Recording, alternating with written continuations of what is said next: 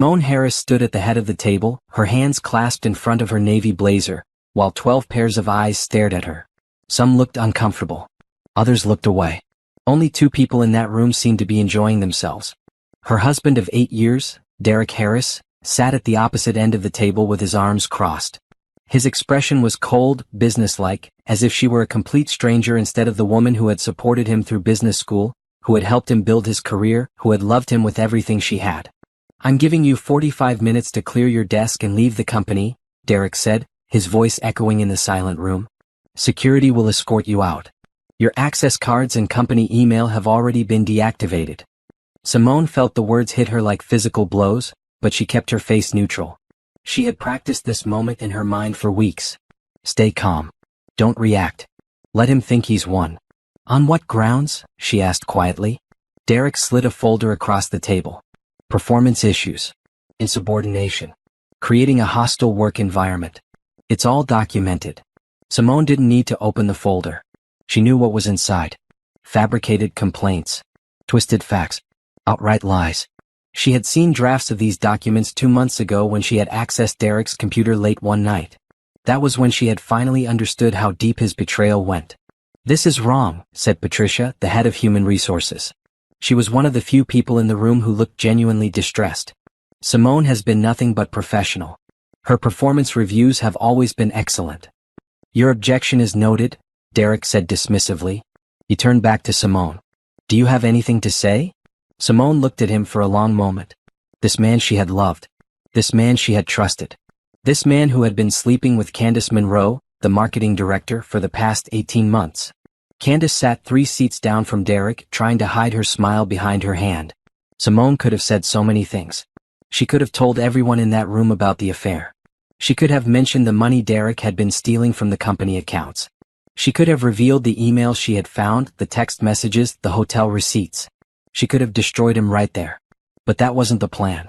"I have nothing to say," Simone replied, her voice steady. "Except this. I hope you've thought this through carefully, Derek. I really do." Something flickered in Derek's eyes. Uncertainty? Fear? But then Candace touched his arm and his expression hardened again. 45 minutes, he repeated. "Starting now." Simone nodded once. She turned and walked toward the door, her heels clicking against the polished floor. She could feel everyone watching her, could hear the whispers starting before she even left the room. As she walked through the office toward her desk, people stopped working to stare. Some looked sympathetic. Others looked curious. News traveled fast in an office of 200 employees. By now, everyone probably knew she had been fired. Simone reached her desk and pulled out the single box she had brought with her that morning. She had already removed everything important weeks ago. The framed photos of her and Derek were gone, replaced with generic images of beaches and mountains. Her personal files were backed up at home. Her awards and certifications had been quietly taken to her car one by one over the past month. She placed a few random items in the box. A coffee mug. Some pens. A notebook. She wanted it to look like she was packing, even though there was nothing here she needed. Simone. She turned to see Thomas Chin, her friend from the finance department, standing nearby. He looked angry. "This is garbage," Thomas said quietly. "Everyone knows it. You're the best VP this company has ever had." "Thank you," Simone said. She wanted to tell him not to worry, that everything would be okay, but she couldn't. Not yet. Security appeared at her desk. 2 guards she recognized, both looking embarrassed about what they had to do. "Mrs. Harris," one of them said. "We need to escort you out." "Of course," Simone said pleasantly. She picked up her box and walked with them toward the elevator. As they passed Derek's office, she saw him through the glass walls. He was on the phone, laughing about something. Candace was perched on the edge of his desk, her hand on his shoulder. They looked so confident, so certain of their victory.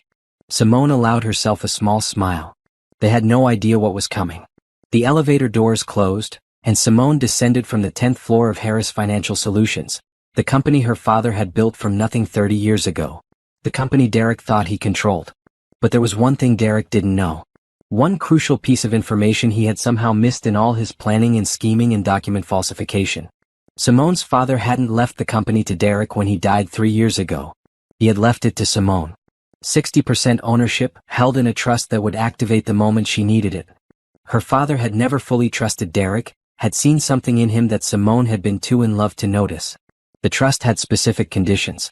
Simone could only access it if Derek tried to remove her from the company or if she discovered evidence of serious misconduct. 6 months ago, when she had found the first signs of the affair, she had gone to her father's lawyer. The man had explained everything. The trust, the ownership, the power she held. And Simone had made a plan. She had spent 6 months gathering evidence, documenting every stolen dollar, recording every inappropriate conversation, building an airtight case with her lawyer and a private investigator. She had waited for Derek to make his move, knowing he would eventually try to push her out so he could have complete control with Candace by his side. And now he had. Tomorrow morning, Simone would return to this building. But she wouldn't be coming back as a fired employee begging for her job. She would be coming back as the majority owner and new CEO of Harris Financial Solutions. And Derek's 45 minutes would be up. 6 months earlier, Simone had come home early from a business trip to surprise Derek with dinner. She had been traveling too much lately and she missed him. She missed them. She wanted to reconnect, to remind him of what they had together. The house was empty when she arrived. Derek's car was in the garage, but he wasn't answering her calls. Simone had felt a prickle of worry. She had gone upstairs to their bedroom and that was when she saw it. Derek's laptop was open on the bed, still logged in. And on the screen was an email exchange with Candace Monroe. Simone had stood there for a long moment, not quite believing what she was reading. The emails were explicit, detailed. They talked about sneaking away during work hours, about hotel rooms and lies told to Simone. The messages went back 18 months. 18 months of lies. 18 months of betrayal. Simone had sat down on the bed, her legs suddenly weak. She had felt her entire world tilting, everything she thought was solid crumbling beneath her feet. But even in that moment of devastating pain, some part of her brain had stayed clear and focused. She had taken pictures of everything. Every email. Every text message she could find. She had sent copies to her personal email account. Then she had closed the laptop and gone downstairs to wait. Derek had come home an hour later, smiling and casual, asking about her trip. He had kissed her on the cheek like nothing was wrong. And Simone had pretended. She had smiled back. She had made dinner. She had acted like the loving wife while inside she was breaking apart. That night, after Derek fell asleep, Simone had gone into their home office and started digging deeper. She had accessed Derek's computer files, his cloud storage, his personal accounts. What she found had made her physically sick. The affair was bad enough. But Derek was also stealing from the company. He had created fake vendor accounts and was funneling money into offshore accounts he controlled. Over the past 2 years, he had stolen almost $2 million. Simone had stayed up all night, documenting everything. And then at 6 in the morning she had called her father's lawyer, Bernard Lawson. Bernard had been her father's closest friend and legal advisor for 30 years. When her father died 3 years ago, Bernard had been the one to handle the estate. Simone had met with him a few times about the will, but there had been so much to process, so much grief, that she hadn't paid attention to all the details. Now she needed to understand everything. They had met at Bernard's office that same morning. Simone had come straight from her house, still wearing yesterday's clothes, her eyes red from crying. "Tell me about the trust," she had said without preamble. "Tell me what my father really left me." Bernard had looked at her carefully. "You found something, haven't you? Just tell me about the trust." So Bernard had explained. When Simone's father, James Harris, had started Harris Financial Solutions 30 years ago, it had been his dream. His legacy. He had built it from a one-room. Married Derek, James had been happy for his daughter. But he had also been cautious. "Your father liked Derek well enough," Bernard had said. But he didn't fully trust him. He saw ambition in Derek that wasn't always tempered with integrity. So James had structured his will very carefully. On paper, it looked like he had left the company equally to Simone and Derek. But in reality he had placed Simone's shares in a trust with specific conditions. The trust would activate if Derek ever tried to remove Simone from the company or if there was evidence of serious misconduct. "You own 60% of Harris Financial Solutions," Bernard had told her. "Derek only has 40%. But he doesn't know that. The trust was designed to protect you and the company your father built." Simone had sat in silence for a long moment, processing this information. Her father had known. Somehow he had known that Derek might betray her. And he had given her a way to fight back. "What do I need to do to activate the trust?" she had asked. "Document everything," Bernard had said. "Every instance of misconduct. Every piece of evidence. Then wait for Derek to make a move. The moment he tries to remove you from the company, The trust activates and you become majority owner. You'll have the power to remove him instead. And so Simone had started building her case. She had hired a private investigator named Rachel Torres, a former FBI agent who specialized in corporate fraud. Together, they had documented the affair, the embezzlement, the misuse of company resources, the hostile work environment Derek had created. Rachel had been thorough. She had tracked Derek and Candace to hotels. She had documented the fake vendor accounts. She had interviewed other employees who had experienced Derek's harassment and bullying. She had built a case so airtight that no lawyer would be able to defend against it. For 6 months, Simone had lived a double life. During the day, she went to work and pretended everything was normal. She smiled at Derek. She attended meetings. She did her job with the same excellence she always had. At night, she came home and played the loving wife. But inside, she was documenting everything. Recording conversations. Saving emails. Building her evidence file with Bernard and Rachel's help. It had been the hardest 6 months of Simone's life. There were nights when she wanted to scream at Derek, to throw the evidence in his face and watch him squirm. There were moments when the weight of the betrayal felt like it would crush her. But she had kept going.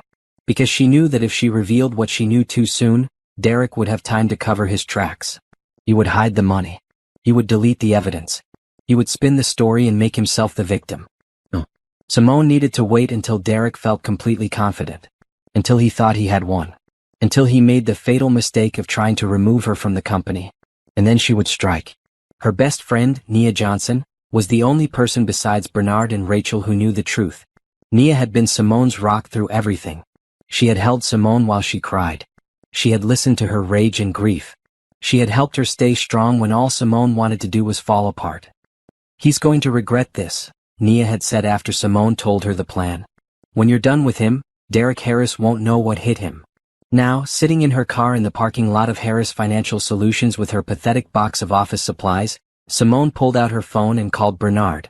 "It happened," she said when he answered. "Derek just fired me in front of the entire executive team." "Then it's time," Bernard said. She could hear the satisfaction in his voice. "I'll file the trust activation papers with the board immediately. The emergency board meeting is set for tomorrow morning at 9. Derek will receive notification tonight." "And the other matters?" "Rachel has already contacted the police about the embezzlement. They'll be ready to interview you tomorrow. I've also prepared the divorce papers. Everything is ready to go." Simone took a deep breath. 6 months of planning. 6 months of careful strategy. It all came down to this. "Let's do it," she said. That evening, Simone went to Nia's apartment instead of going home. She couldn't face Derek yet. She couldn't pretend anymore. Tomorrow everything would explode, but tonight she needed to be somewhere safe. Nia opened the door and immediately pulled Simone into a hug. "How are you holding up?" Nia asked. "I don't know," Simone said honestly. "Part of me feels powerful. Like I'm finally taking control. But part of me just feels broken." They sat on Nia's couch with wine and takeout. Simone told her friend everything about the day. About Derek's cold expression. About Candace's smirk. About walking out with that stupid box while everyone watched. "Tomorrow he's going to realize he made the biggest mistake of his life," Nia said fiercely. "Tomorrow you're going to walk back into that building as the boss. As the owner. And Derek is going to lose everything." "I know," Simone said. "But right now I just feel tired." Her phone buzzed. It was a text from Derek. "I hope you landed on your feet. No hard feelings. It was just business." Simone stared at the message. No hard feelings. Just business. As if he hadn't destroyed their marriage. As if he hadn't stolen from her father's company. As if he hadn't humiliated her in front of everyone. She showed the text to Nia. "Don't respond," Nia advised. "Let him think you're devastated. Let him think he won. The look on his face tomorrow will be so much better if he's completely blindsided." Simone nodded. She put her phone away and tried to eat, but she had no appetite. Tomorrow would change everything. Tomorrow she would take back what was rightfully hers. Tonight she just needed to survive. Simone arrived at Harris Financial Solutions at 8:30 the next morning. She wore her best suit, a charcoal gray power suit her father had bought her when she first started at the company. She had spent extra time on her hair and makeup. She wanted to look strong, confident, in control. The security guards at the front desk looked confused when they saw her. "Mrs. Harris," one of them said awkwardly, "your access has been deactivated. I can't let you up." "Check your email," Simone said calmly. You should have received new instructions this morning. The guard frowned and checked his computer. His eyes widened as he read whatever was on the screen. He looked up at Simone with new respect. My apologies, Mrs. Harris. You're cleared to go up. Simone took the elevator to the 10th floor. Her heart was pounding, but her hands were steady. The elevator doors opened and she stepped out into the office. People stopped working when they saw her. Conversations died mid-sentence. Everyone stared. Simone walked through the office with her head high, heading straight for the large conference room. Through the glass walls, she could see the board members already gathering. Bernard was there, along with the 6 other board members who had received emergency meeting notices late last night. Derek wasn't there yet. Good. Simone wanted to be in position when he arrived. She entered the conference room and took her seat at the head of the table. The spot Derek had occupied yesterday when he fired her. Several board members looked surprised to see her, but Bernard had clearly briefed them. They knew what was about to happen. At 8:55, Derek strode into the office. Simone could see him through the glass walls, walking with his usual confidence. He had his phone to his ear, laughing about something. Candace walked beside him, matching his stride. Then Derek saw the conference room. Saw the board members gathered.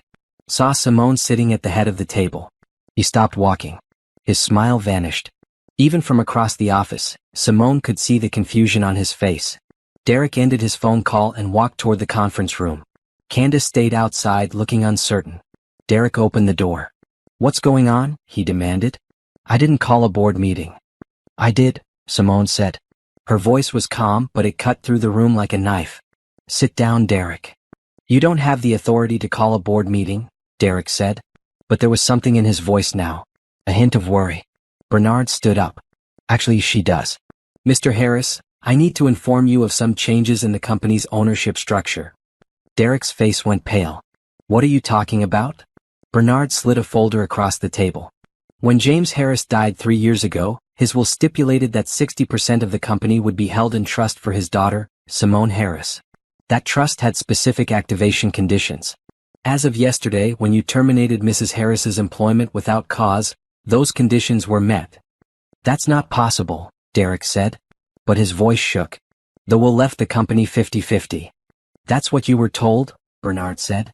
But the actual documentation tells a different story. James Harris never fully trusted you with his life's work. He made sure his daughter would always have control if something went wrong. Simone watched Derek's face as understanding crashed over him. She saw the moment he realized what this meant. What he had done to himself.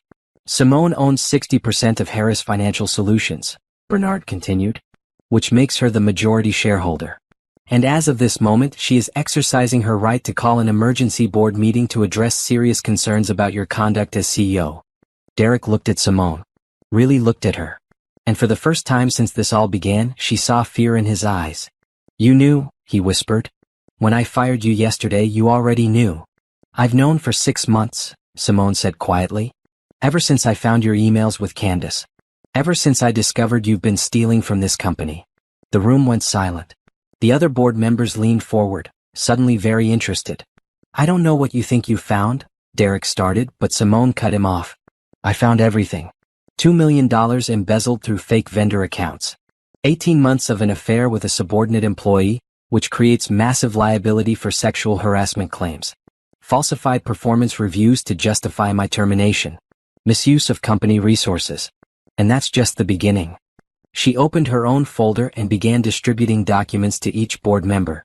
Bank statements. Email printouts. Hotel receipts.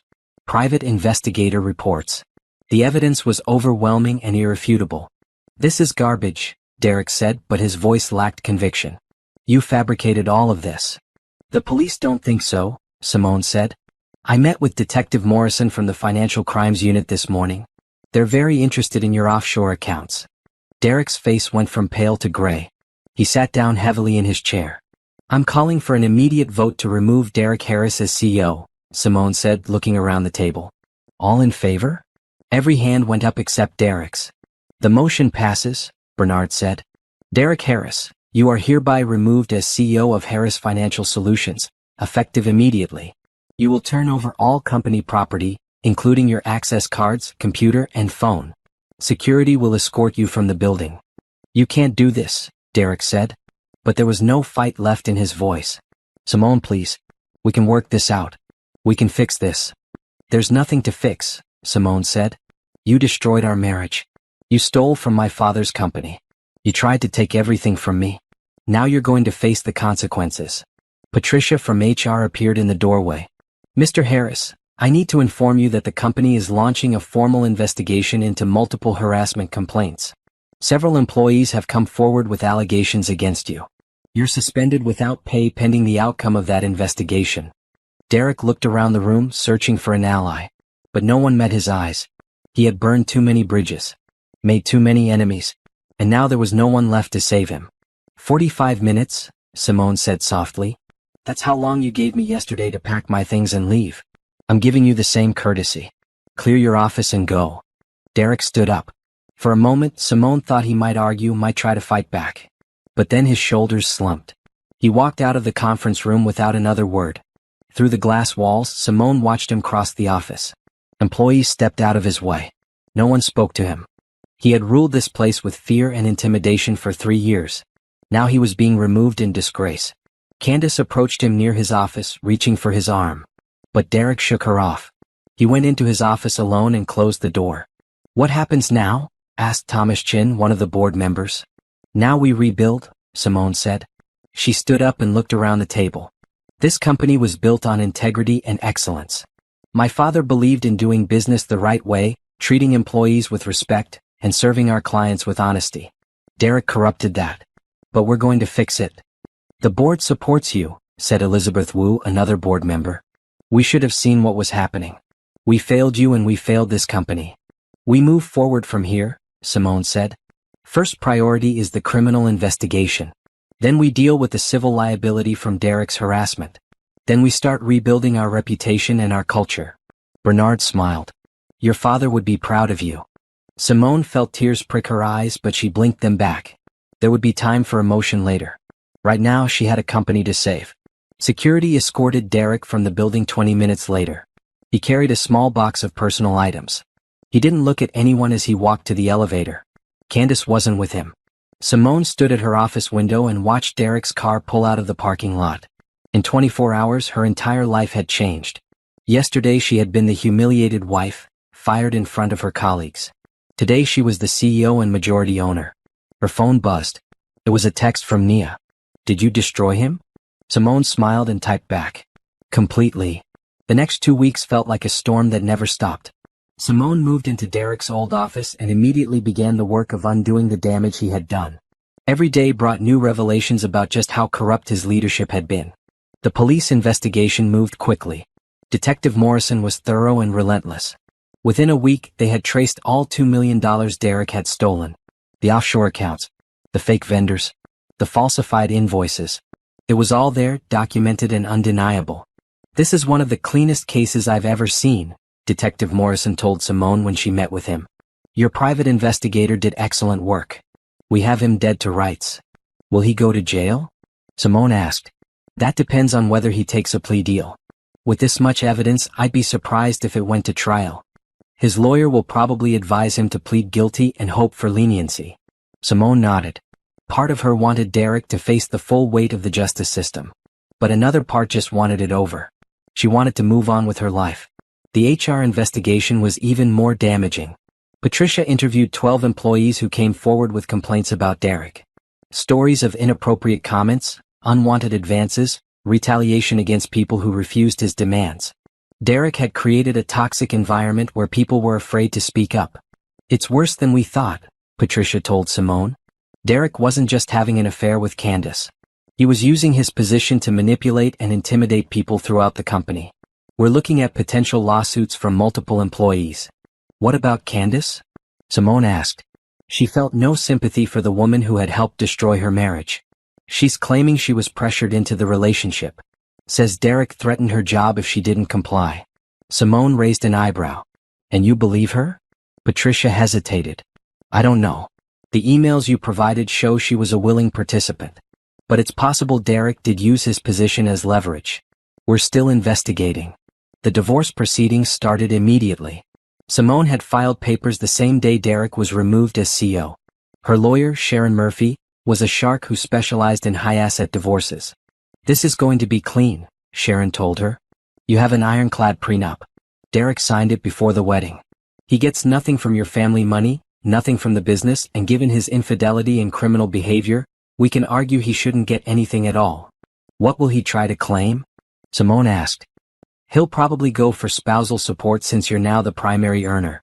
But given that he was stealing from the company and having an affair, no judge is going to be sympathetic. We'll offer him a minimal settlement just to make this go away quickly." Derek's lawyer reached out within a week. They wanted to negotiate. The meeting took place in Sharon's office. Derek sat across from Simone for the first time since the board meeting. He looked terrible. His suit was wrinkled. He had dark circles under his eyes.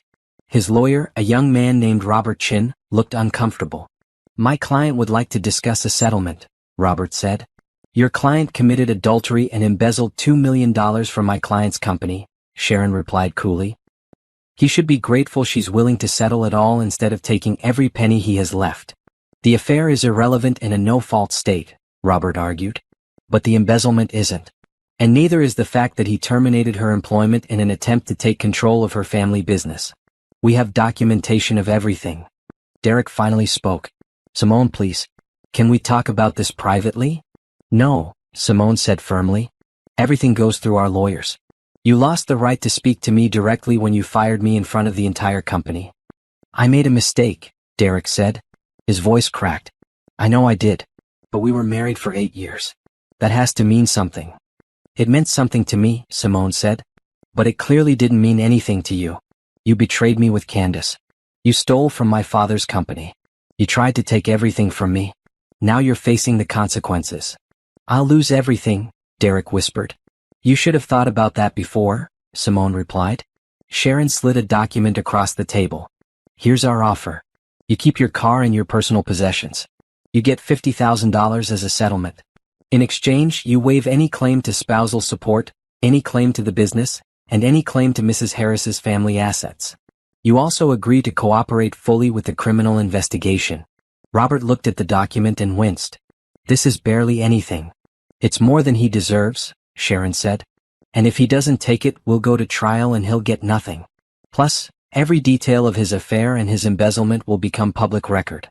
Your client's reputation is already destroyed in the financial industry. Does he really want this dragged through the courts?" Derek and Robert stepped outside to discuss. Simone sat in silence, her hands folded in her lap. She felt numb. This man she had loved, this man she had built a life with, had been reduced to a legal negotiation. Nia had asked her if she felt sad about the divorce. Simone had thought about it carefully before answering. "I feel sad about what I thought we had," she had said. "But I'm not sad about losing what we actually had. Because what we actually had was a lie." Derek and Robert came back into the room. Derek's eyes were red.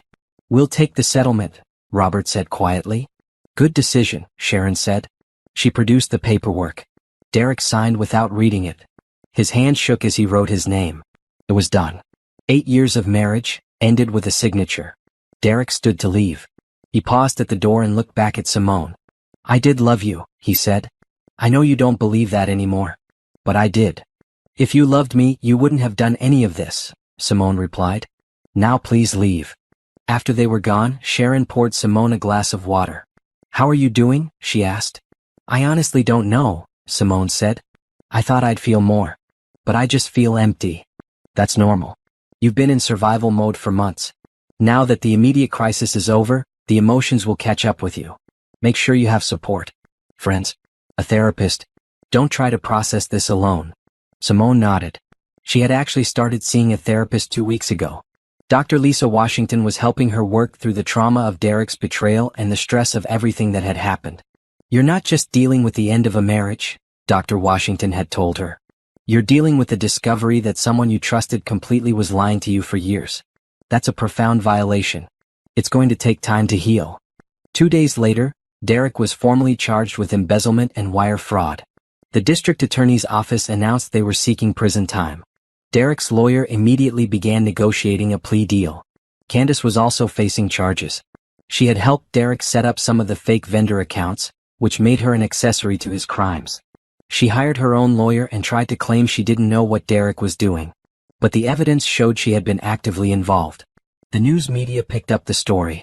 Local CEO arrested for embezzling from wife's company, read the headlines. Derek's face was all over the local news. His LinkedIn profile disappeared. His professional reputation was completely destroyed. Simone watched one of the news broadcasts with Nia. They sat in Simone's new apartment. She had moved out of the house she shared with Derek and found a modern condo downtown. It was smaller, but it was hers. How does it feel? Nia asked. Watching him fall apart? I thought it would feel better, Simone admitted. I thought I'd feel vindicated, triumphant. But mostly I just feel tired. You're allowed to feel complicated things about this. He was your husband. You loved him. Even though he didn't deserve it. I keep thinking about all the signs I missed. All the times he came home late and I believed his excuses. All the business trips that were probably just him with Candace. How did I not see it? Because you trusted him, Nia said. Because you're a good person who believes the best about people. That's not a weakness, Simone. That's one of your strengths. Derek took advantage of that. But that's on him, not you. Simone's phone rang. It was Bernard. Derek's lawyer called, Bernard said. They're accepting a plea deal. Derek will plead guilty to embezzlement and wire fraud. He'll pay restitution of $2 million plus fines. The prosecutor is recommending 2 years in prison followed by 5 years probation. 2 years, Simone repeated. That's not very long. It's enough to ruin him, Bernard said. He'll be a convicted felon. He'll never work in finance again. His professional licenses will be revoked. Even after he gets out, he'll be starting over from nothing. After the call ended, Simone sat in silence. 2 years. Derek would serve 2 years in prison for what he'd done. It didn't feel like enough. But then again, nothing would feel like enough. No punishment could undo the betrayal. No consequence could repair what he had broken. But it was something. And that would have to be enough. With the legal matters moving forward, Simone could finally focus on what she did best, running Harris Financial Solutions. The company her father had built deserved better than what Derek had done to it. And she was determined to restore its reputation and its values. Her first major decision as CEO was to promote several employees who had been held back under Derek's leadership. Thomas Chin became CFO. Patricia moved into a new role as Chief People Officer with expanded authority. Elizabeth Wu, who had been on the board, came back as Chief Operating Officer. We need to rebuild the culture here, Simone told them in their first leadership meeting. Under Derek, this place became toxic. People were afraid to speak up. Afraid to challenge ideas. Afraid to be themselves. That ends now. They implemented new policies. Anonymous reporting systems for harassment or misconduct. Regular culture surveys to measure employee satisfaction. Transparent compensation structures. Flexible work arrangements. Programs to support employee mental health and work-life balance. Your father would approve, Patricia told Simone. He always believed that if you take care of your employees, they'll take care of the business.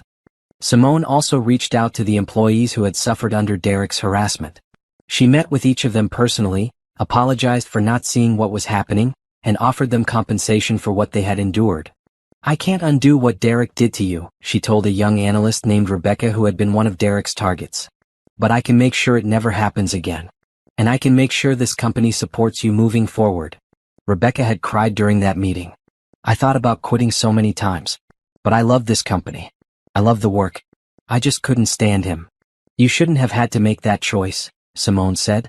And I'm sorry you did. The company began to change. People smiled more in the hallways. Meetings became more collaborative instead of tense and confrontational. Employees started coming to leadership with ideas instead of just doing what they were told. But rebuilding trust took time. Some employees had left during Derek's tenure and refused to come back. Others were skeptical that things would really be different. Simone had to prove through her actions that she meant what she said. One afternoon, about a month after taking over as CEO, Simone was reviewing financial reports when Elizabeth knocked on her door. There's someone here to see you. Terrence Walker from Summit Consulting Group. He says he has an appointment? Simone checked her calendar. Right. She had agreed to meet with a business consultant to help with the company's restructuring. Thomas had recommended him. Send him in, Simone said. Terrence Walker was not what she expected. She had pictured a middle-aged white man in a boring suit. Instead, a tall black man in his late 30s walked through her door. He had warm brown eyes, a close-cropped beard, and an easy smile. He wore a well-tailored navy suit that suggested both professionalism and style. Miss Harris, thank you for taking the time to meet with me, Terrence said, extending his hand. Simone shook it. His grip was firm and confident. Mr. Walker. Thomas speaks highly of your work. Please call me Terrence. And Thomas is too kind. I simply help organizations navigate change more effectively. They sat down and Simone outlined the situation. She told him about Derek's removal, the cultural problems in the company, and her vision for where she wanted Harris Financial Solutions to go. Terrence listened without interrupting, taking occasional notes on his tablet. When she finished, he was quiet for a moment, thinking. You're not just dealing with structural problems, he said finally. You're dealing with trauma. This organization has been through something difficult. Your employees watched leadership behave badly. They felt unsafe. Some were directly victimized. You can't fix that with new policies alone. What do you suggest? Simone asked. Culture work. Real culture work. It's going to take time. Probably a year or more. But if you're committed to doing it right, I can help you build something stronger than what you had before. They talked for over an hour. Terrence asked thoughtful questions and offered insights that showed he genuinely understood what the company was dealing with. He didn't try to sell her on a cookie-cutter solution. Instead, he wanted to understand Harris Financial Solutions specifically and design an approach that would work for them. I'd like to hire you, Simone said when they were done. When can you start? I can clear my schedule to prioritize your company. I think we should start with listening sessions. I'll interview employees at all levels, get their honest feedback about what's working and what isn't. Then we can design interventions based on what we learn. That sounds perfect. Over the next several weeks, Terrence became a regular presence at Harris Financial Solutions. He conducted his listening sessions, interviewed dozens of employees, and compiled his findings into a comprehensive report.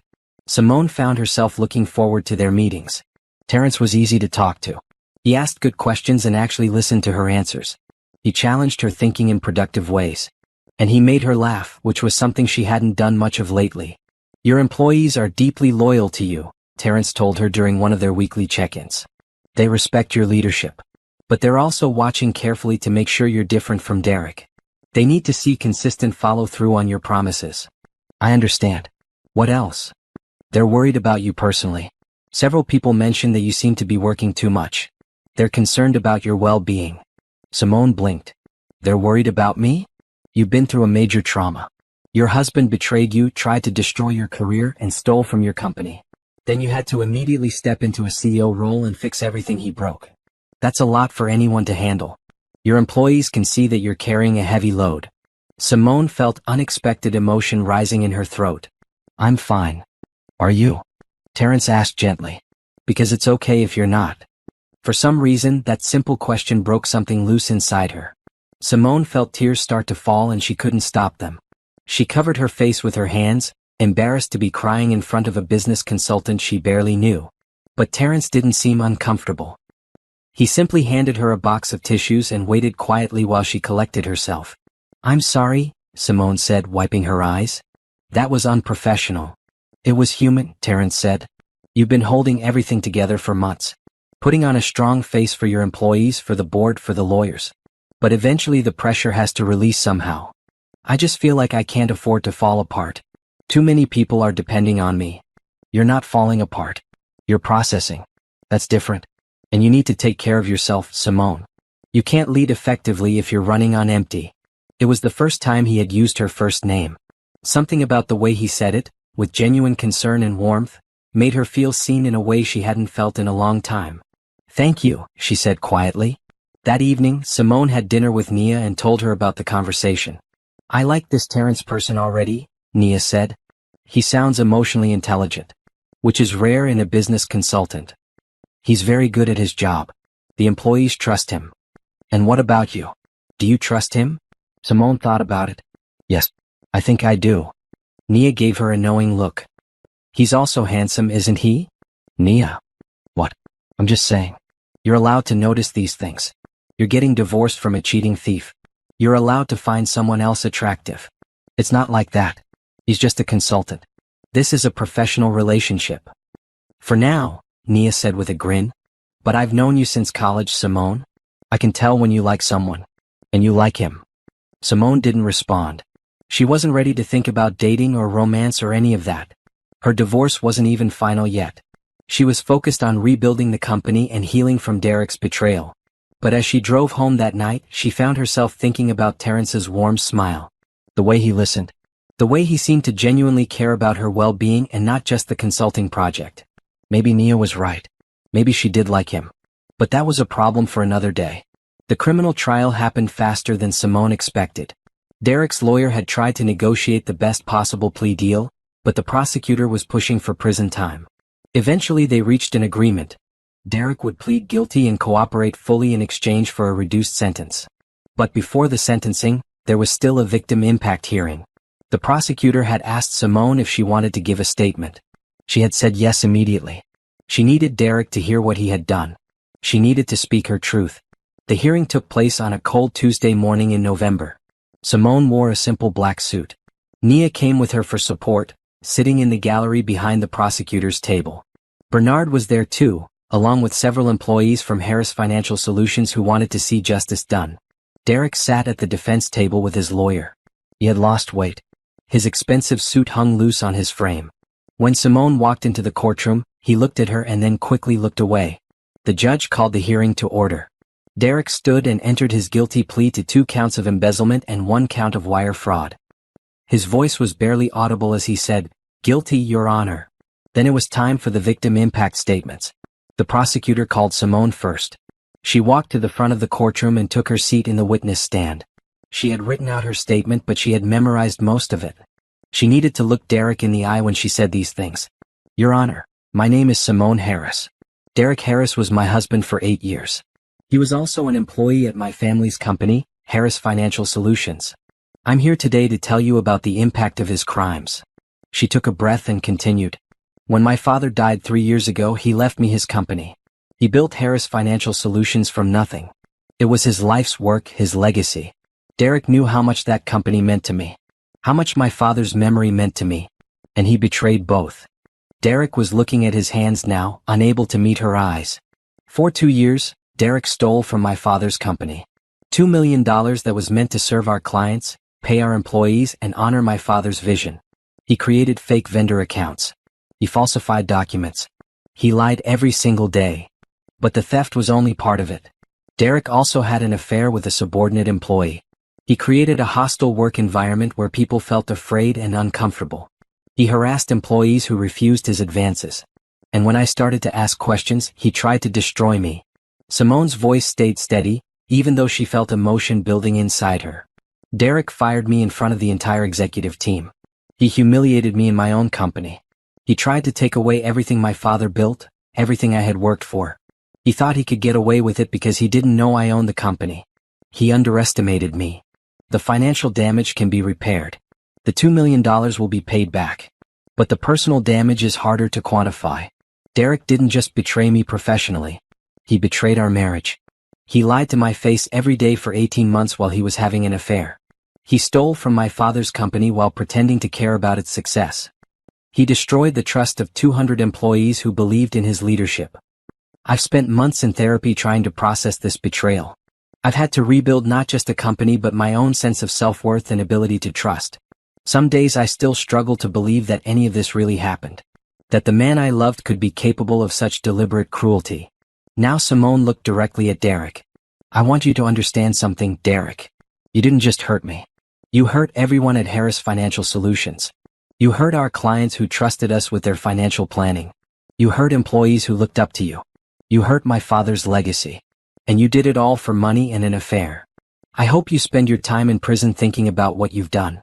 I hope you understand that you had everything, a loving wife, a good career, respect in your community, and you threw it all away for greed and selfishness."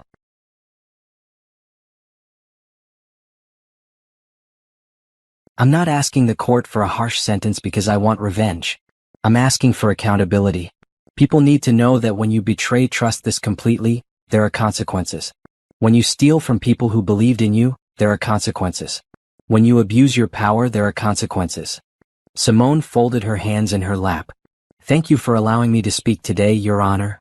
The courtroom was silent. The judge nodded to her. Simone stood and walked back to her seat. Nia reached over and squeezed her hand. Several other people gave victim impact statements. Thomas Chin spoke about the toxic culture Derek had created. Patricia talked about the employees who had suffered from his harassment. Even Elizabeth Wu, who had served on the board, spoke about Derek's abuse of power and betrayal of fiduciary duty. With each statement, Derek seemed to sink lower in his chair. His lawyer looked grim. This was not going well for them. Finally, Derek was allowed to speak. He stood up, his hands shaking. "Your Honor, I know I've done terrible things. I've hurt people I cared about. I've betrayed trust. I've broken laws. There's no excuse for what I did." His voice broke.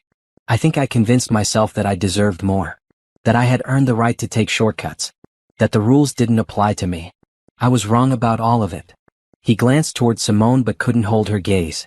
"To my employees at Harris Financial Solutions, I'm sorry for creating a workplace where you felt unsafe and disrespected. You deserved better leadership. You deserved someone who valued your contributions and protected your well-being. To the clients whose money I stole, I'm sorry. You trusted our company with your financial future and I violated that trust. I'll spend the rest of my life trying to make restitution."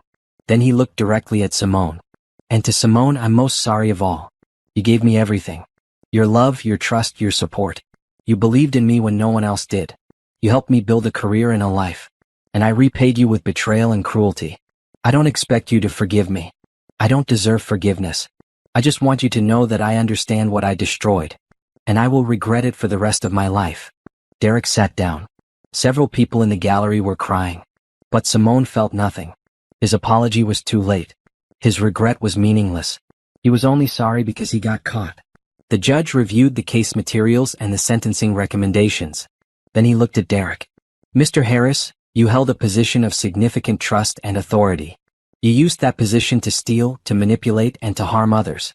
You betrayed your wife, your employees, and your professional obligations. The court finds your conduct particularly egregious given the positions of trust involved.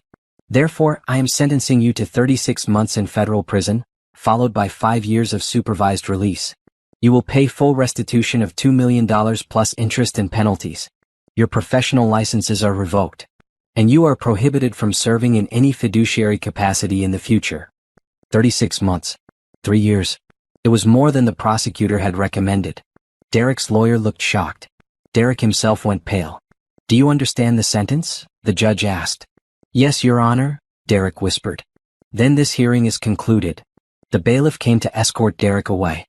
He would be taken into custody immediately to begin serving his sentence. As he stood, he looked back one more time at Simone. She met his eyes. She didn't smile or cry or react in any way. She just looked at him. This man she had loved. This man who had destroyed their life together. This man who was now going to prison for what he had done. Then the bailiff led him away and Derek Harris was gone. Outside the courthouse, Simone stood in the cold November air. Nia wrapped an arm around her shoulders. "How are you feeling?" Nia asked. "I don't know. It's done. It's finally done." Bernard joined them. "You were very brave in there. Your father would have been proud of you. Thank you for everything, Bernard. I couldn't have done this without you. Your father made sure you'd have the tools you needed. You just had to be strong enough to use them. And you were." That evening, Simone sat in her apartment alone. She had declined Nia's invitation to celebrate. She didn't feel like celebrating. She felt exhausted and empty. She thought about Derek in a cell somewhere, beginning 3 years of prison. She thought about Candace, who had taken a plea deal of her own and would serve 18 months. She thought about the company and all the work that still needed to be done. Most of all, she thought about her father. She wished he were here to see what she had done. To see her stand up for his company and his values. To see her refuse to be destroyed by Derek's betrayal. "I did it, Dad," she whispered to the empty room. "I protected what you built. I hope I made you proud." Her phone buzzed. It was a text from Terrence. "I heard about the sentencing. I hope you're doing okay. If you want to talk, I'm here." Simone smiled for the first time that day. She texted back. "Thank you. That means a lot." She set her phone down and looked out her window at the city lights. Tomorrow she would go back to work. Tomorrow she would continue building Harris Financial Solutions into something even better than before. Tomorrow she would keep moving forward. But tonight she would rest. She had earned it. 6 months passed. The scandal surrounding Derek's arrest and imprisonment faded from the headlines. Harris Financial Solutions began to rebuild its reputation. And Simone discovered that she was actually a very good CEO. Under her leadership, the company started to grow in new directions. She had always been interested in sustainable investing and socially responsible business practices. Now she had the authority to implement those values. I want to launch a new division, she told the leadership team during a strategy meeting. Focus on impact investing. Helping clients put their money into companies and projects that do good in the world while still generating returns. Thomas ran the numbers. It's actually a smart move. There's huge demand in this market segment, especially from younger investors. And it aligns with our brand values. Elizabeth handled the operational side. We'll need to hire specialists. People who understand both finance and social impact. I can start recruiting. Over the next few months, the impact investing division took shape. They hired experts in clean energy, affordable housing, sustainable agriculture, and healthcare access. The division started attracting clients who wanted their investments to reflect their values. Local media ran stories about Harris Financial Solutions' transformation. From scandal to success, how one CEO is rebuilding her father's legacy, read one headline. Simone did several interviews talking about the importance of ethical leadership and corporate responsibility. The company was also growing in other ways. They opened a second office in Atlanta. They expanded their services to include financial education programs for underserved communities. They partnered with local nonprofits to provide free financial counseling. Your father built this company to serve people, Simone told her employees at a company-wide meeting. Not just wealthy people. Not just people who could afford expensive advisors. Everyone. That's what we're getting back to. The employees responded with enthusiasm. Morale was higher than it had been in years. People felt proud to work at Harris Financial Solutions again. Through all of this, Terrence remained a steady presence. His consulting engagement had technically ended months ago, but he kept finding reasons to stop by the office. To check on how the culture initiatives were progressing. To offer advice on the expansion plans. To have coffee with Simone and talk through challenges. Simone found herself looking forward to those coffee meetings more than she should. Terrence was easy to talk to. He made her laugh. He challenged her thinking. And there was something between them, a connection that went beyond professional courtesy. One afternoon, they were reviewing employee survey results in Simone's office when Terrence's phone rang. He glanced at it and smiled. Sorry, I need to take this. It's my daughter.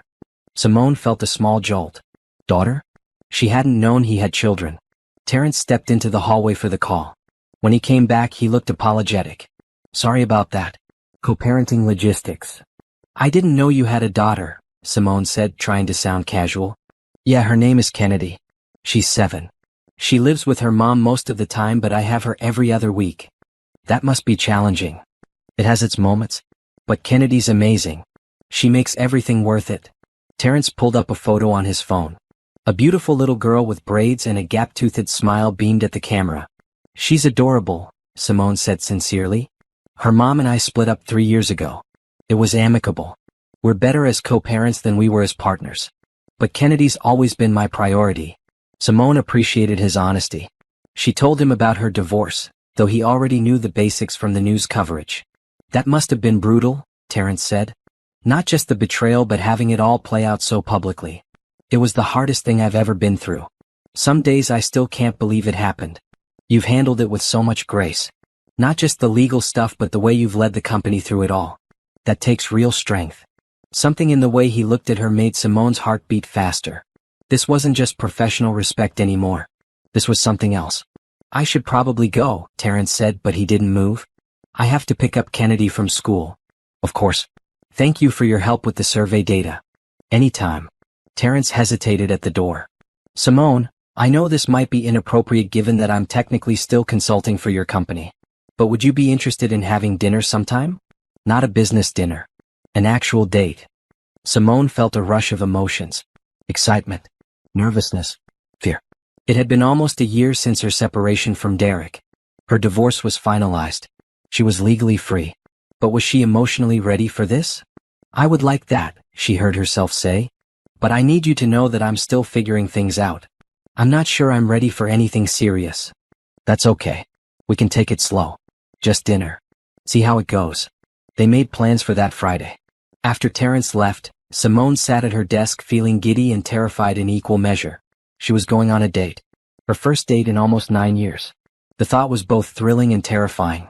She called Nia immediately. He asked you out. Finally. I've been waiting for this to happen for months. How did you know there was something there? Simone asked. Because I see the way you light up when you talk about him. And I've seen him looking at you when he thinks no one's watching. That man is interested, Simone. He has been for a while. What if I'm not ready? What if I mess this up? Then you mess it up. But you won't know unless you try. You can't let Derek ruin your ability to trust people. Terrence is not Derek. The date was wonderful. Terrence took her to a small Italian restaurant in a quiet neighborhood. They talked for 3 hours about everything and nothing. Their childhoods. Their favorite books. Their dreams for the future. He told her about Kennedy and his co-parenting arrangement. She told him about her father and the weight of carrying on his legacy. I never wanted to be CEO, Simone admitted. I was happy being VP of operations. I liked having someone else make the big decisions. But now that I'm here, I'm discovering I'm actually good at it. You're more than good at it, Terrence said. You're building something remarkable. Not just fixing what Derek broke but creating something new and better. When he drove her home, he walked her to her door. He didn't try to kiss her. He just smiled and said, I had a really great time tonight. Me too, Simone said. Can we do this again? Yes.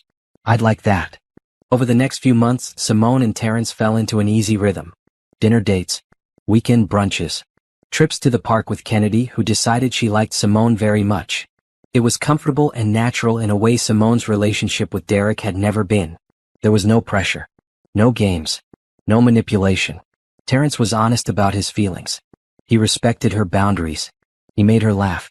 And slowly, carefully, Simone felt herself opening up to the possibility of love again. He's good for you, Nia observed one day when they were having lunch. You seem lighter. Happier. I am happy, Simone said, surprised by the truth of it. I didn't think I would be. After everything with Derek, I thought I'd be broken for a long time. But I'm not broken. I'm healing. And Terrence is part of that. At work, things continued to improve. The company hit record revenue numbers. The impact investing division exceeded all projections. Employee satisfaction scores were the highest they had ever been. Simone was also working on something new. Something personal. She had started planning a foundation to help women who were going through difficult divorces, especially women whose partners had financial control. She wanted to provide legal resources, financial counseling, and emotional support. I wish I had known about resources like this when I first discovered Derek's affair, she told Patricia, who was helping her plan the foundation. I felt so alone. So overwhelmed. If this can help even one woman feel less alone, it will be worth it. One evening, Simone was working late in her office when her phone rang. It was a number she didn't recognize. Hello? Simone? It's Candace. Simone felt her entire body tense. What do you want? I know I'm probably the last person you want to hear from, but I'm getting out of prison next month and I wanted to talk to you before I do. I have nothing to say to you, Candace. Please. Just 5 minutes. I need to apologize. I need you to know how sorry I am. Every instinct told Simone to hang up, but something made her stay on the line. You have 5 minutes, she said coldly. I was wrong about everything, Candace said, her voice breaking. I convinced myself that Derek loved me, that what we had was real, that you were the problem standing in the way of our happiness. I was so wrong. Yes, you were. Prison has given me a lot of time to think, to really understand what I did. I helped Derek steal from your company. I participated in his scheme to push you out. I destroyed a marriage. I hurt so many people. And for what? Derek didn't love me. He used me just like he used everyone else. Simone said nothing. I'm not asking for your forgiveness, Candace continued. I know I don't deserve that. I just wanted you to know that I understand now what I helped destroy. And I'm sorry. I'm so deeply sorry. Your apology doesn't change anything, Simone said. It doesn't undo the damage. It doesn't repair what you helped break. I know. I just needed to say it. Are you done? Yes. Thank you for listening. Simone hung up without saying goodbye. She sat at her desk, her hands shaking. She felt anger and disgust but also, surprisingly, pity. Candace had thrown away her career and her freedom for a man who never loved her. She had made terrible choices and now she was paying for them. But Simone refused to feel responsible for Candace's pain. She refused to help her or forgive her or make her feel better. Candace had made her choices. She could live with the consequences. Simone picked up her phone and called Terrence. Hey, he said warmly. I was just thinking about you. Can you come over? I need to see you. I'll be there in 20 minutes. When Terrence arrived, Simone told him about Candace's call. He listened without judgment, then pulled her into a hug. "You don't owe her anything," he said. "Not forgiveness, not understanding, nothing. She chose to help Derek hurt you. She has to live with that." "I know. I just hate that she can still affect me. I thought I was past all of this." Healing isn't linear. Some days will be harder than others. But you're doing so well, Simone. Look at everything you've built. Everything you've accomplished. Don't let one phone call from someone who doesn't matter take that away from you. Simone leaned into him, drawing strength from his presence. This was what a real partnership felt like. Support without judgment. Understanding without enabling. Love without manipulation. She was healing. She was building a new life. And she was doing it on her own terms. 18 months after Derek's arrest, most of the legal matters were finally resolved. The civil lawsuits from employees who had been harassed had been settled out of court. Harris Financial Solutions paid compensation to everyone who had been victimized by Derek's toxic leadership. It was expensive, but Simone insisted on doing right by the people who had suffered. "This is part of our healing process," she told the board. "These employees deserve to be compensated for what they endured. And we need to show that we take accountability seriously." The company also implemented new policies to prevent future misconduct. Mandatory harassment training. Independent ethics hotlines. Regular reviews of leadership behavior. Patricia led the charge, creating one of the most comprehensive corporate ethics programs in the industry. Derek's restitution payments were also being handled. The court had ordered him to repay the full $2 million he had stolen, plus interest and penalties. His lawyer had worked out a payment plan that would take years to complete. Derek was making license plates in federal prison for minimal wages. Most of his restitution would come from selling assets and garnishing future earnings. "He'll be paying this debt for the rest of his life," Bernard told Simone. "Even after he gets out of prison, a significant portion of any income he earns will go to restitution." Simone felt no sympathy. Derek had stolen from her father's company. He deserved every consequence he faced. She did occasionally wonder about him. What he thought about in his prison cell. Whether he truly understood what he had destroyed. Whether he felt genuine remorse or just regretted being caught. But mostly she didn't think about Derek at all anymore. He was a chapter in her life that was closed. She had moved on. Candace had been released from prison and moved to another state. Simone heard through mutual contacts that she was working as a cashier at a grocery store, struggling to rebuild her life. Her career in finance was over. No one would hire her after her conviction. Again, Simone felt no sympathy. Candace had made her choices. What did matter to Simone was the foundation she had launched. The Simone Harris Foundation for Financial Independence provided resources for women leaving abusive relationships where financial control had been a factor. They offered free legal consultations, financial planning services, job training, and emergency funds. In its first year, the foundation had helped over 200 women. Simone personally met with many of them, sharing her own story and offering hope that they could rebuild their lives too. "You saved my life," one woman told her during a foundation event. "My ex-husband controlled all our money. I didn't even have access to our bank accounts. I felt trapped. Your foundation helped me get a lawyer, open my own accounts, and start over. Now I have a job and my own apartment. I never thought that would be possible." These moments made everything worthwhile. Every painful step of Simone's journey had led her here, to a place where she could help others avoid the same pain. Harris Financial Solutions had also grown significantly. The company now had 3 offices and over 400 employees. The impact investing division had become one of their most profitable units. They had won several industry awards for ethical business practices and corporate responsibility. "Your father would be incredibly proud," Bernard told Simone during their quarterly review meeting. "You've taken his vision and made it even better." "I hope so," Simone said. "I think about him every day. About what he would think of the choices I'm making. He would think you're an exceptional leader. Because you are." In her personal life, things with Terrence had progressed steadily. They had been dating for over a year now. Kennedy had started calling Simone Miss Simone, and would excitedly tell her about school and her friends whenever they were together. Terrence's ex-wife Angela had been gracious about Simone's presence in Kennedy's life. The 3 adults had even met for coffee to discuss how to make the co-parenting arrangement work smoothly. "I appreciate that you respect my role as Kennedy's mother," Angela had told Simone. "And I can see that you care about her well-being." "She's a wonderful kid," Simone had replied. "I would never try to replace you." I just want to support Terrence and be a positive presence in Kennedy's life. The relationship felt healthy and balanced in a way Simone hadn't known was possible. Terrence never tried to control her. He supported her career ambitions. He was proud of her success. He didn't see her as competition but as a partner. One evening, Terrence took her to dinner at an upscale restaurant overlooking the city. Simone had a feeling something was different about this dinner. Terrence seemed nervous, which was unlike him. "Is everything okay?" she asked. "Everything's perfect," Terrence said. "I just have something I want to ask you." He reached into his jacket pocket and pulled out a small velvet box. Simone's breath caught. "Simone, I know we haven't been together that long. But I've never been more certain about anything in my life. You're brilliant and strong and compassionate. You inspire me to be better. Kennedy adores you. And I love you. I love you so much." He opened the box to reveal a beautiful sapphire ring surrounded by small diamonds. "I'm not asking you to say yes right now. I know you might need time. But I wanted you to know my intentions. Someday when you're ready, I would be honored to marry you." Simone felt tears streaming down her face. Happy tears this time. "I need to tell you something," she said. "After Derek, I didn't think I could trust anyone again. I thought I would spend the rest of my life alone. But you showed me that not all men are like him. That real partnership exists. That love doesn't have to involve manipulation or control. So is that a yes?" Terrence asked hopefully. Simone laughed through her tears. "Not yet. You're right that I need time. But ask me again in 6 months. I think my answer will be different then."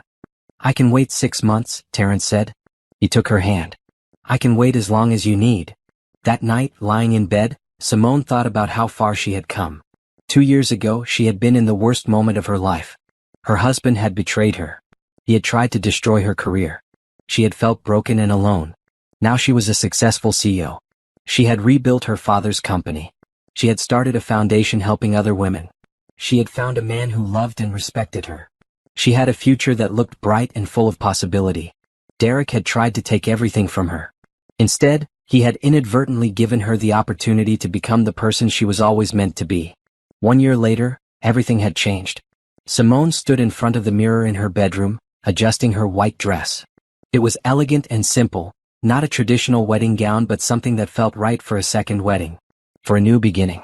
Nia stood behind her, helping with the final touches. "You look beautiful," Nia said. "Are you nervous?" "Not even a little bit," Simone said. And it was true. She felt calm, peaceful, certain. The wedding was small, held in a garden at a boutique hotel.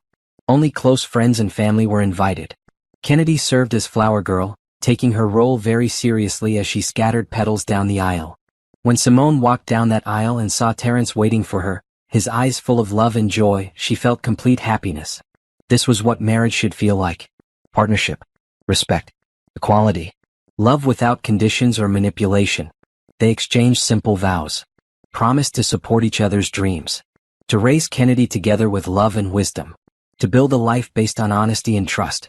When the officiant pronounced them married, Terrence kissed her and the small crowd cheered. Kennedy jumped up and down, excited about becoming a family officially. At the reception, Bernard gave a toast. "I've known Simone since she was a little girl following her father around the office," he said. "James always said his daughter was special. That she had something rare, strength combined with compassion. Brilliance combined with humility. He would be so proud of the woman she's become. And I know he would approve of Terrence because Terrence sees and values everything that makes Simone exceptional." Simone felt tears prick her eyes but she smiled through them. Her father would have liked Terrence. She was sure of it. Later in the evening, Simone stepped outside for a moment alone. The garden was quiet, just the sound of crickets and distant music from the reception. Her phone buzzed. It was an unknown number. For a moment she considered ignoring it. Then curiosity won and she answered. "Hello? Simone? It's Derek." She should have known he would find a way to reach her. Even from prison, even after everything, Derek couldn't resist trying to insert himself into her life. "How did you get this number?" she asked coldly. "I still have friends. I heard you got married today. I wanted to congratulate you.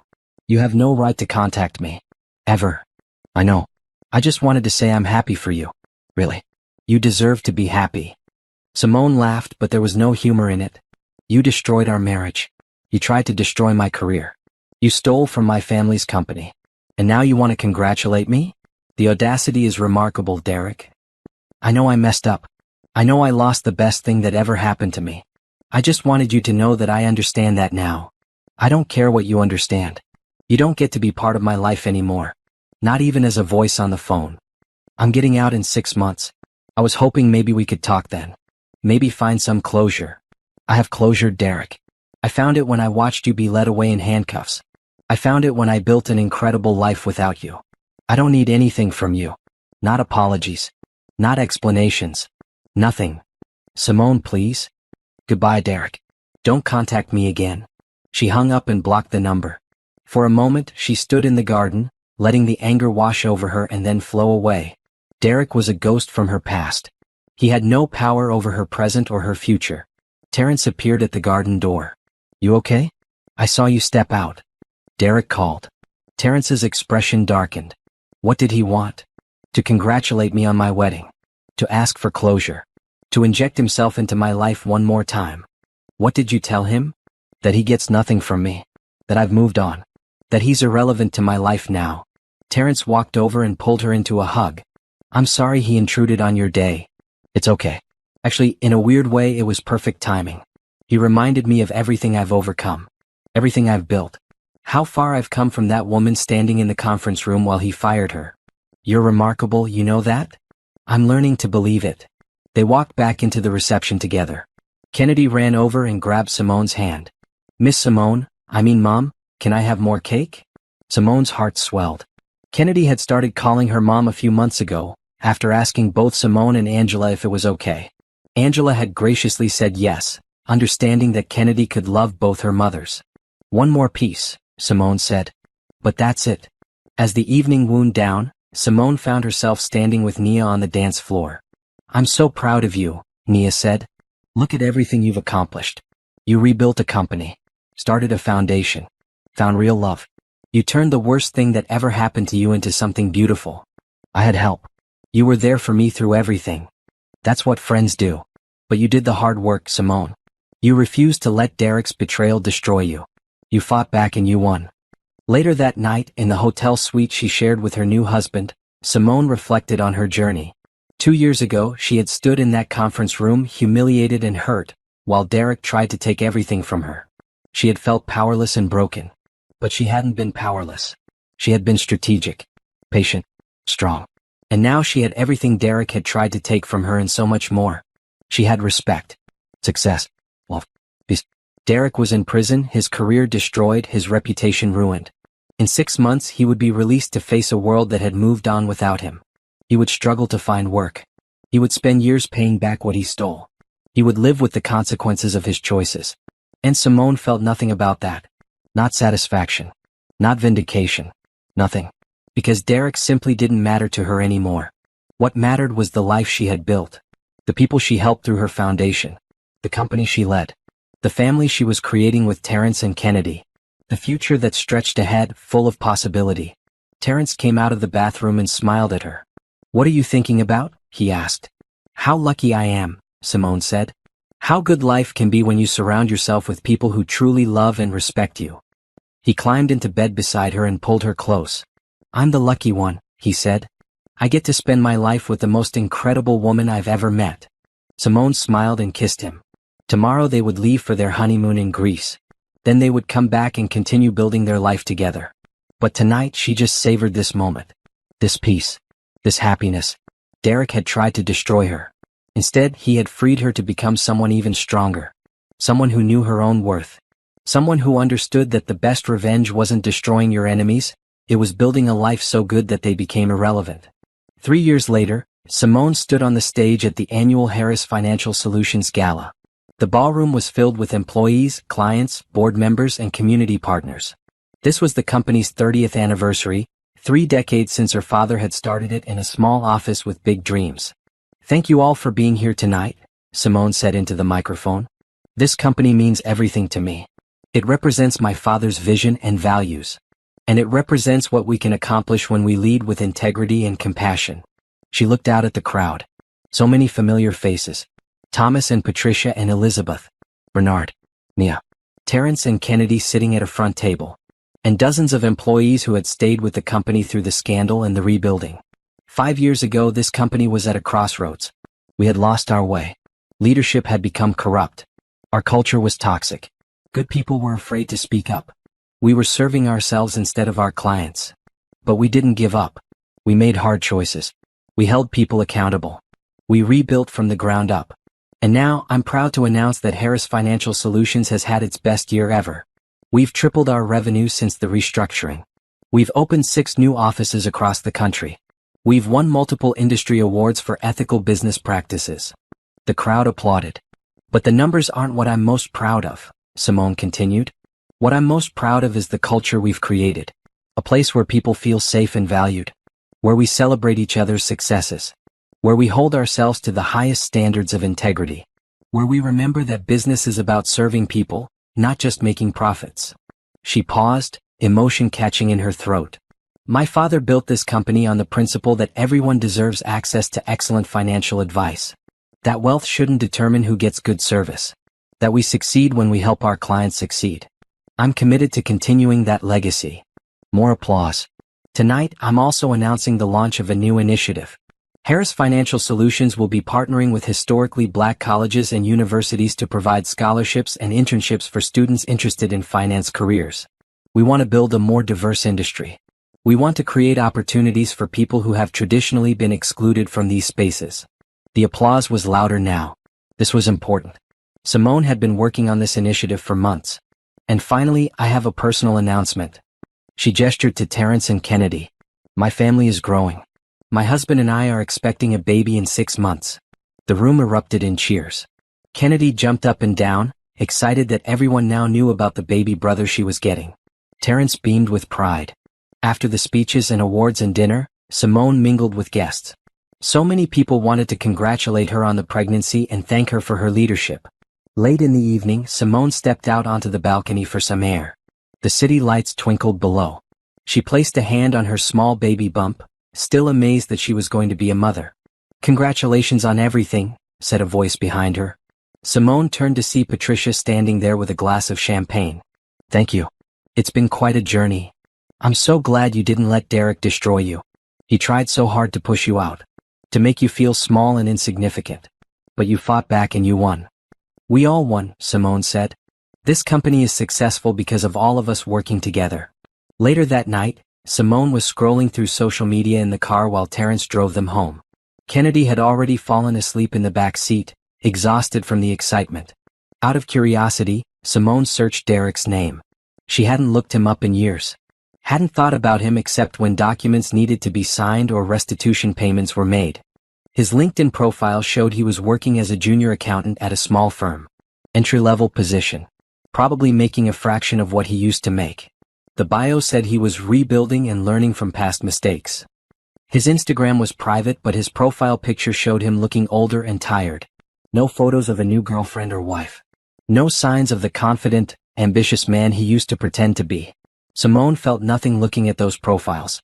No satisfaction. No vindication. Just a sort of detached observation.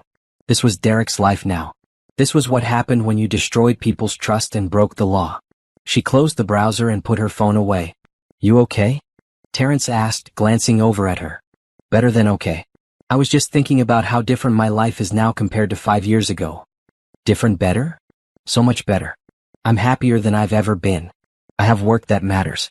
A foundation that helps people. Family I love. A future I'm excited about. Derek's loss was my gain, Terrence said softly. Simone smiled. I used to think he destroyed my life. But really he just cleared the way for me to build a better one. The next morning, Simone woke up early. She made coffee and sat on her balcony watching the sunrise. In a few hours she would go to the office. She had meetings scheduled, decisions to make, people depending on her leadership. Her phone buzzed. It was a text from a number she didn't recognize. This is Candace. I saw your announcement about the baby. Congratulations. You deserve happiness. Simone stared at the message for a long moment. Then she deleted it without responding. Candace didn't get to be part of her life. Not even with hollow congratulations. She had learned something important over the past 5 years.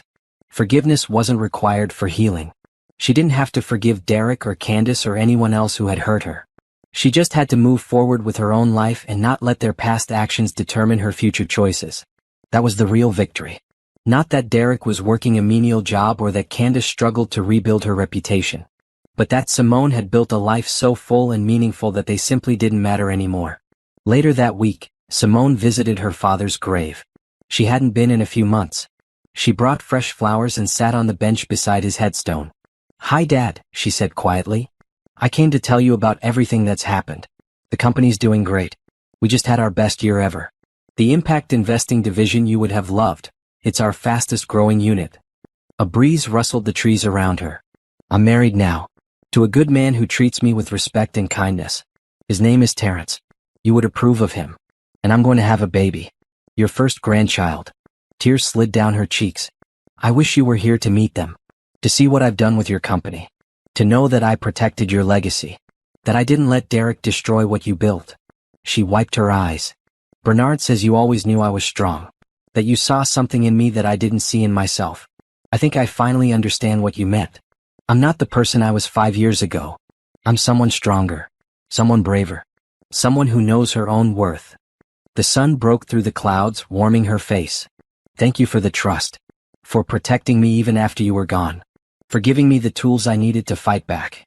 I hope I've made you proud, Dad. I hope you're looking down and seeing everything I've become."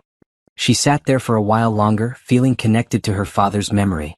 Then she stood up and walked back to her car. Life was good. Really truly good. Derek had tried to take everything from her. Her marriage. Her career. Her confidence. Her future. Instead, he had inadvertently given her the greatest gift. The knowledge that she was strong enough to rebuild. To fight back. To win. And now, 3 years later, Simone Harris had everything Derek Harris never did.